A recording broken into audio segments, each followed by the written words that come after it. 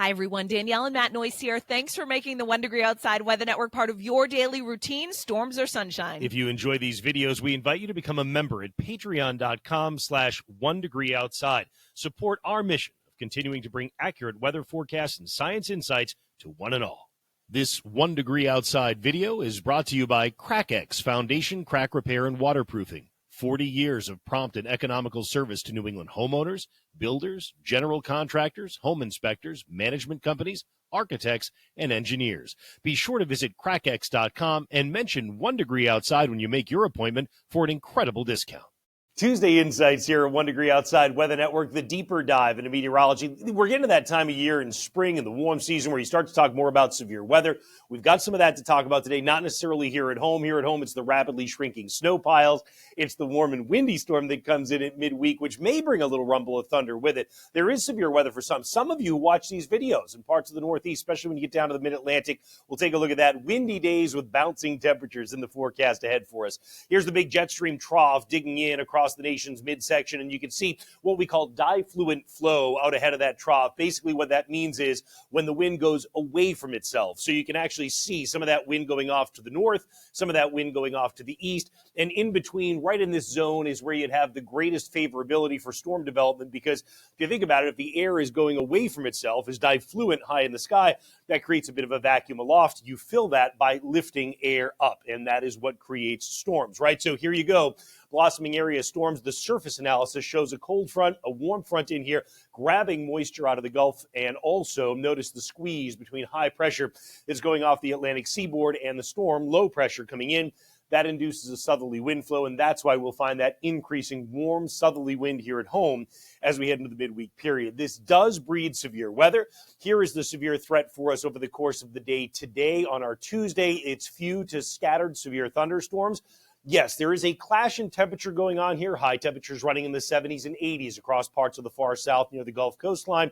Here's the cold air on the backside of the storm coming in on the northern side.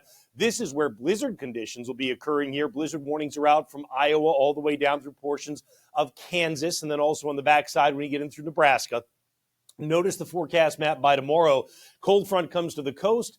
Thunderstorms come with it. There is an increased risk of severe weather in this zone through the mid-Atlantic. That may include Washington, D.C. We'll get some thunderstorms in Philly during the course of the day Wednesday. Even New York may get some thunderstorms, although the greatest severe threat would be, let's say, from Washington and Pittsburgh running all the way down into the Carolinas. That's going to be your focus during the course of the day tomorrow, Wednesday. It's not just because of the temperature clash that's going on. You can look at the winds just 6,000 feet off the deck, and you've got a pretty good core of wind in here that's blowing 70 to 80 miles per hour today, coming across portions of the Arklatex region. That continues to move east, so that during the course of the day tomorrow, there you go, you've got these wind corridor kind of blowing about 70 miles per hour, 6,000 feet off the deck at the nation's capital in that zone that we looked at. New York, you're just north of that, but you do get a pretty good wind core that comes over both New York and southern New England during the overnight on Wednesday night. So there'll be some downpours. There may be a rumble of thunder, and there will certainly be some gusty winds, just not to the same extent that you get farther south. Actually, the wind goes a little bit quieter during the course of the day Thursday as the storm center itself goes through southern Canada. The frontal zone comes through us, and then you'll open up a colder wind on the backside of that as we get into Thursday night and Friday, a wind that'll come out of the west. But here are the gusts here at home as we head into midday Wednesday. You're starting to pick them up 35, 40 miles per hour coming out of the south. Notice the very big difference when you get into northern New England. You've got a little bit of colder air that holds on a little longer. It keeps the wind down for a little while, but eventually that's probably a losing battle. By Wednesday evening, the main turnpike, the main coast, starts gusting over 40 miles per hour. Certainly some of the spots on the northwest side of the White Mountains in the Northeast Kingdom may start to get some gusts as well. And there's a lot of your wind Wednesday evening, Wednesday night across the southern half of New England, where some gusts may exceed 50 miles per hour, particularly when you get to the Cape and the islands. But all of us should gust over 40 during the course of Wednesday evening and night. That wind will be howling. Coming out of the south, it's a warm wind, and that's why I say it eats away at whatever's left for snow piles. You get around to downpours, too. And see what I mean about the wind not nearly as strong during the course of Thursday. You'll have to wait for Thursday night and Friday for the colder wind to pick up. You can see that by Thursday, a lot of this is really through us. There'll be some leftover showers showers of rain, but it won't be a big deal. The heaviest downpours come through Wednesday night. Of course, the next storm is lining up. This one we think will weaken on approach as it comes to the eastern seaboard. There is the chance that we get a couple of scattered snow showers on Friday night and early Saturday morning, or a couple of rain showers scattered around on Saturday. Doesn't look to be a big deal. So we'll stick with the next 48 hours for now. Big swath of rain that's 1 to 2 inches across a lot of the eastern half to 2/3 of the country. There's your heavier precipitation amounts on the northwest side of the storm where snow comes into play as well. We'll look at that in a minute. In terms of here at home, again, most of the rain is going to happen for us on our Wednesday evening, Wednesday night. And then Thursday, it's kind of these leftover showers. So the next 48 hours gives you about a half inch to an inch of rain, depending on where you are. Some of the variability in that just has to do with how many downpours and thunderstorms get embedded in there. I would say probably somewhere near 3/4 of an inch is an overall average is a good way to think about it. That would be enough to bring rivers up. The Otter Creek, the Mad River in Vermont, both will come to action stage. Right now, not predicted to come into flood stage, but nonetheless, it's going to be enough to at least bring those river levels up over time. Here's what I mean about the snow in the back side of the system. You can line that up with the legend at the top. You've got some spots that come up over a foot of snow, particularly in the UP of Michigan.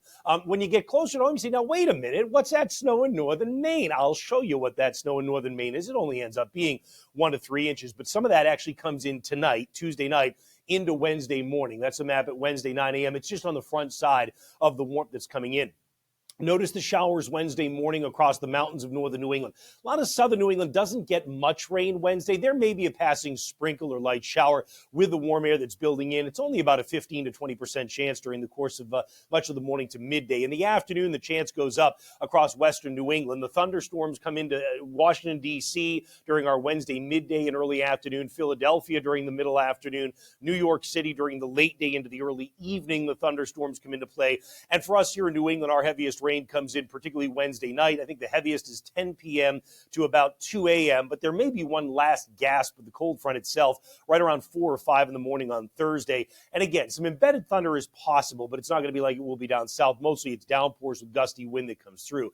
Here's what I mean about Thursday. Not a lot of rain. There will be showers off and on during the course of the day, even all the way to 4:30, 5 o'clock in the evening. They're continuing. Temperatures don't drop below freezing again until probably overnight Thursday night, somewhere near midnight, which means there may be a couple of spots it could ice a little bit, but most of us probably do not. We'll keep an eye on that for you and see just how quickly things ice up Thursday night, if you can dry that moisture out or not. By Friday, you've got a gusty cold wind that comes into play. Here's that next decaying system that may give you that quick snow shower Friday night into Saturday morning, or the quick snow or rain shower during the course of the day Saturday. It just doesn't look to hold together all that significantly at this point. So in terms of the temperature swings, you're coming into the 50s again on Wednesday for a lot of us in the southern half of New England. Again, as I mentioned in the beginning, the cold air holds on in the north so much so that you wake up with that snow across the crown of Maine. But by and large, I think we're talking about what's going to end up being warm air winning for everybody. So the Wednesday night low temperatures are in the 40s in northern New England. There's a pretty big meltdown that comes with this. When we get into Thursday, still the mild air, mostly in the morning. I think that's the warmest time of the day for you. But because the wind is fairly light during the day, you don't really carry in the colder air significantly until we get to the evening and night. Thursday night's temperatures drop, as I mentioned, below freezing. We'll see how much moisture is left to freeze up. Friday, you do get into the 40s, but it's a cool and gusty wind that'll be with us. Wind gusts may go 45 to 50 miles per hour on Friday. Saturday, still a busy breeze, gusts of 35 to 40. Temperatures generally running either side of 40 degrees. You can track beyond that with a 14-day forecast with our app, Noyes' 1 degree outside weather on the App Store and Google Play. And a reminder, our monthly forecast came out yesterday. You should still find that atop the app home screen, but certainly you'll find it at 1degreeoutside.com. You're looking for On the Horizon, the monthly forecast for the month of March. That's how it looks for now. Thanks for checking in. We'll keep you posted. We'll see you on the app and on the website.